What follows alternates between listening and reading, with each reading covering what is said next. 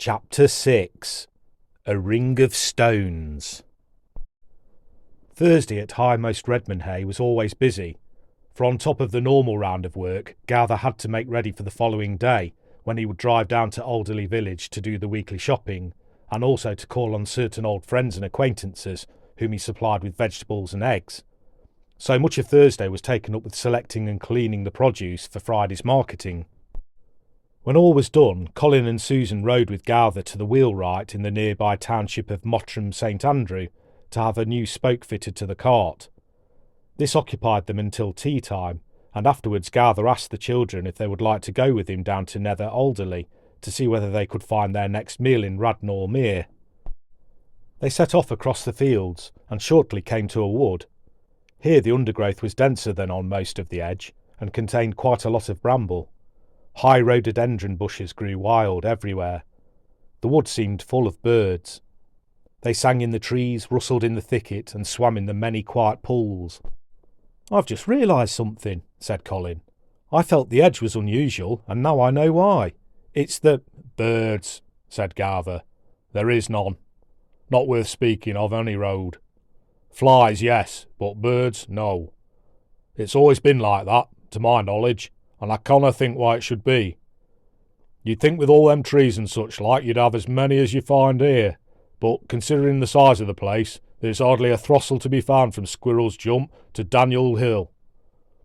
Time's been when I've wandered around there half the day and seen nobbut but a pair of jays, and that was the Clockhouse Wood. No, it's very strange when you come to weigh it up." Their way took them through a jungle of rhododendron. The ground was boggy and choked with dead wood, and they had to duck under low branches and climb over fallen trees. But, somehow, Garner managed to carry his rod and line through it all without a snag, and he even seemed to know where he was going. Susan thought how unpleasant it would be to have to move quickly through such country. "Garner," she said, "are there any mines near here?" "No, none at all. We're almost on the plain now, and the mines are over the other side of the hill behind us. Why do you ask?" "Oh, I just wondered." The rhododendrons came to an end at the border of a mere, about half a mile long and a quarter wide. "This is it," said Garner, sitting down on a fallen trunk which stretched out over the water. "It's a trifle marshy, but we're not easy to reach here, as there's some as might turn this poaching. Now if you'll open yon basket and pass the tin with the bait in it, we can settle down and make ourselves comfortable." After going out as far as he could along the tree to cast his rod, Garner sat with his back against the roots and lit his pipe. Colin and Susan lay full length on the wrinkled bark and gazed into the mere. Within 2 hours they had 3 perch between them, so they gathered in their tackle and headed for home, arriving well before dusk. The following morning in Alderley Village, Susan went with Bess to the shops, while Colin stayed to help Garner with the vegetables. They all met again for a meal at noon, and afterwards climbed into the cart and went with Garner on his round. It was a hot day, and by 4 o'clock Colin and Susan were very thirsty, so Bess said they ought to drop off for an ice cream and lemonade. "We've got to go down Moss Lane," she said, "and we shanna be above half an hour. You stay and cool down a bit." The children were soon in the village cafe, with their drinks before them. Susan was toying with her bracelet, and idly trying to catch the light so that she could see the blue heart of her tear. "It's always difficult to find," she said. "I never know when it's going to come right. Ah, wait a minute. Yes, got it. You know, it reminds me of the light in Fundin—" She looked at Colin. He was staring at her, open-mouthed. They both dropped their eyes to Susan's wrist where the tear gleamed so innocently. "But it couldn't be," whispered Colin. "Could it?" I don't know. But how? But how? "No, of course not," said Colin. "The wizard would have recognised it as soon as he saw it, wouldn't he?" Susan flopped back in her chair, releasing her pent-up breath in a long sigh. But a second later she was bolt upright, inarticulate with excitement. "He couldn't have seen it. I was wearing my mackintosh. Oh, Colin!" Though just as shaken as his sister, Colin was not content to sit and gape. Obviously, they had to find out, and quickly, whether Susan was wearing Firefrost, or just a piece of crystal. If it should be Firefrost, and had been recognised by the wrong people, their brush with the Svarts would at last make sense. How the stone came to be on Susan's wrist was another matter. "We must find Kaladin at once," he said, "because if this is Firefrost, the sooner he has it, the better it will be for us all." At that moment the cart drew up outside, and Garner called that it was time to be going home. The children tried hard to conceal their agitation, yet the leisurely pace Prince seemed to adopt on the front hill, as it was called locally, had them almost bursting with impatience. "Bess," said Susan, "are you sure you can't remember anything else about the Bridestone? I want to find out as much as I can about it." "Nay, lass, I've told you all as I know. My mother had it from her mother, and she always said it had been passed down like that for I dunno know how many years. And I believe there was some story about it should never be shown to anybody outside the family for fear of bringing 7 years bad luck. But my mother didn't go much for superstition and that sort of claptrap." "Have you always lived in Alderley?" "Bless you, yes. I was born and bred in the Huff." She pronounced it Thuff. "But my mother was a gooseberry woman, and I believe before that her family had connections Moberly way." "Oh?" Colin and Susan could hardly contain themselves. "Garner," said Colin, "before we come home, Sue and I want to go to Stormy Point. Which is the nearest way?" "What? Before you've had your teas?" exclaimed Bess. "Yes, I'm afraid so. You see, it's something very important and secret, and we must go." "You're not up to out daft down the mines, are you?" said Garner.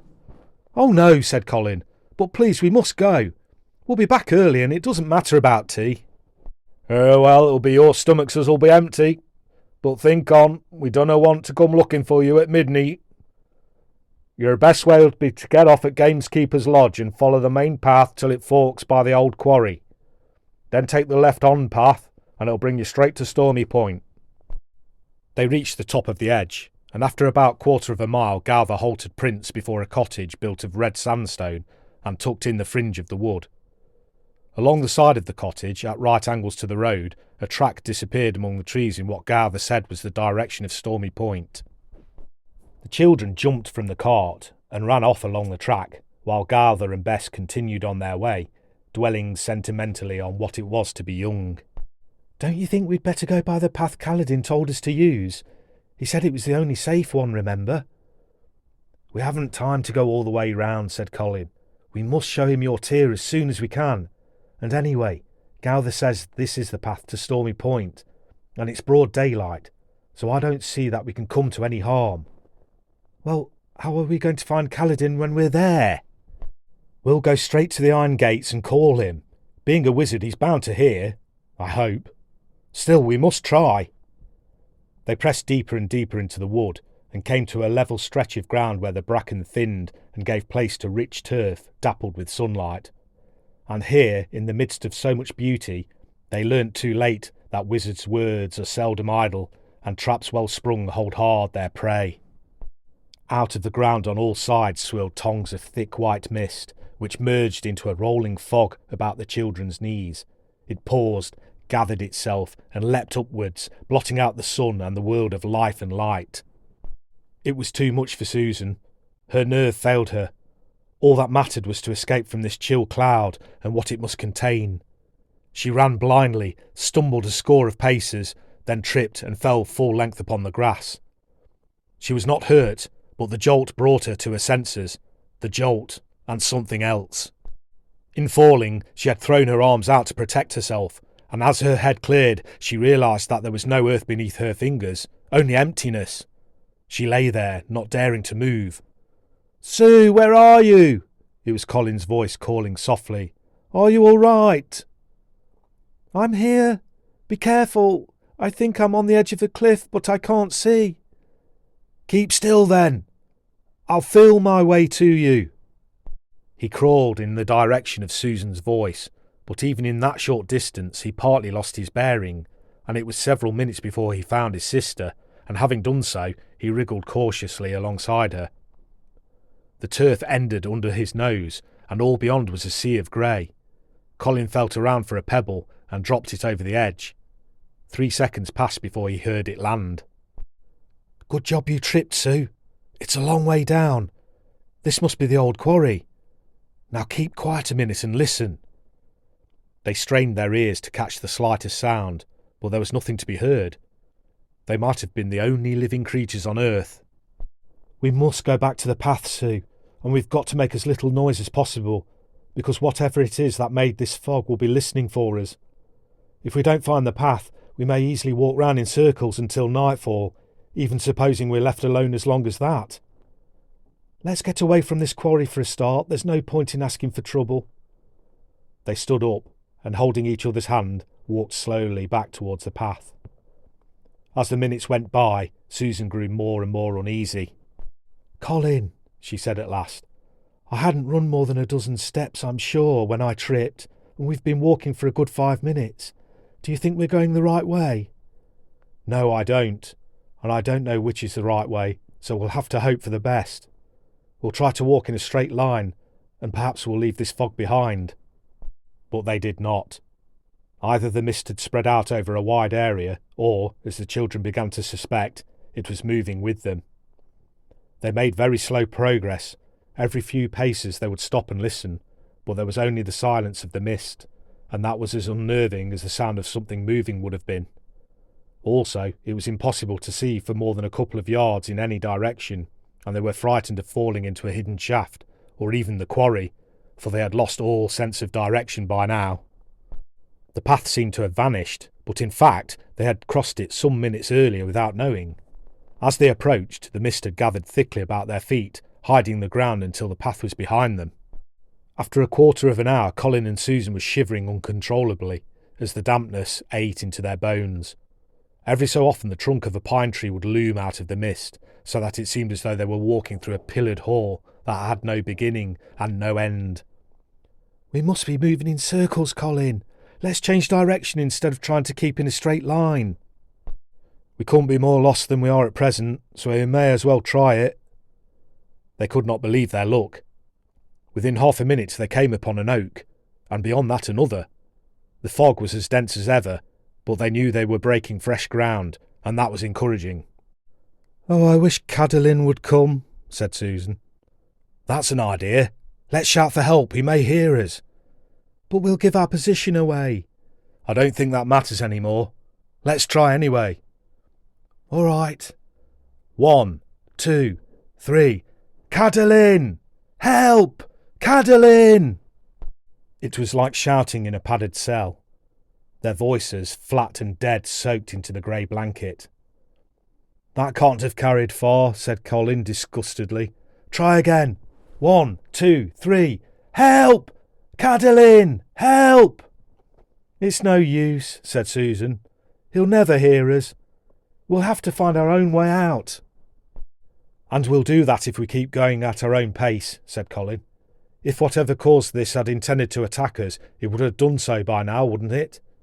No, it wants to frighten us into rushing over a precipice or something like that. As long as we carry on slowly, we'll be safe enough." He was wrong, but they had no other plan. For the next few minutes the children made their way in silence, Susan concentrating on the ground immediately in front, Colin alert for any sight or sound of danger. All at once Susan halted. "Hello, what's this?" At their feet lay 2 rough-hewn boulders, and beyond them, on either side, could be seen the faint outline of others of like size. "What can they be? They look as though they've been put there deliberately, don't they?" "Never mind," said Colin.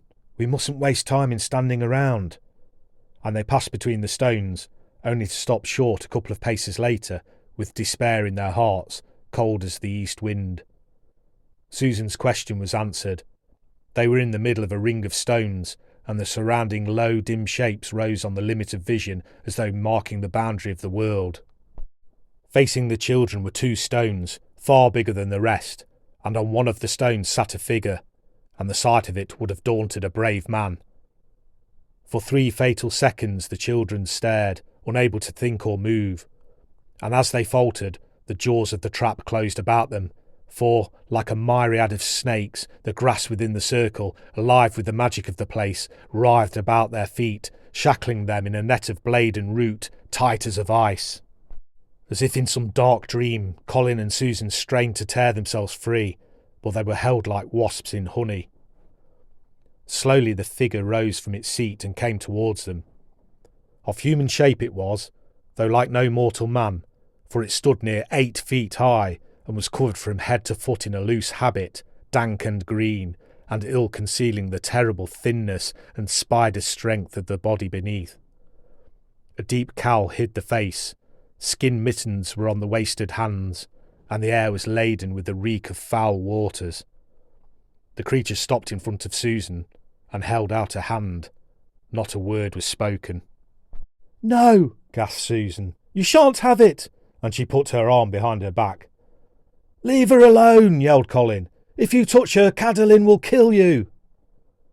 The shrouded head turned slowly towards him, and he gazed into the cavern of the hood. Courage melted from him, and his knees were water. Then, suddenly, the figure stretched out its arms and seized both the children by the shoulder. They had no chance to struggle or to defend themselves. With a speed that choked the cry of anguish in their throats, an icy numbness swept down from the grip of those hands into their bodies, and the children stood paralysed, unable to move a finger. In a moment the bracelet was unfastened from Susan's wrist, and the grim shape turned on its heel and strode into the mist. And the mist gathered round it, and formed a swirling cloud that moved swiftly away among the trees, and was lost to sight. The sun shone upon the stone circle, and upon the figures standing motionless in the centre. The warm rays poured life and feeling into those wooden bodies, and they began to move. First an arm stirred jerkily, doll-like, then a head turned, a leg moved, and slowly the numbness drained from their limbs. The grass released its hold, and the children crumpled forward onto their hands and knees, shivering and gasping, the blood in their heads pounding like trip hammers. "Out! Circle!" wheezed Colin. They staggered sideways and almost fell down a small bank onto a path. "Find Cadolin, perhaps.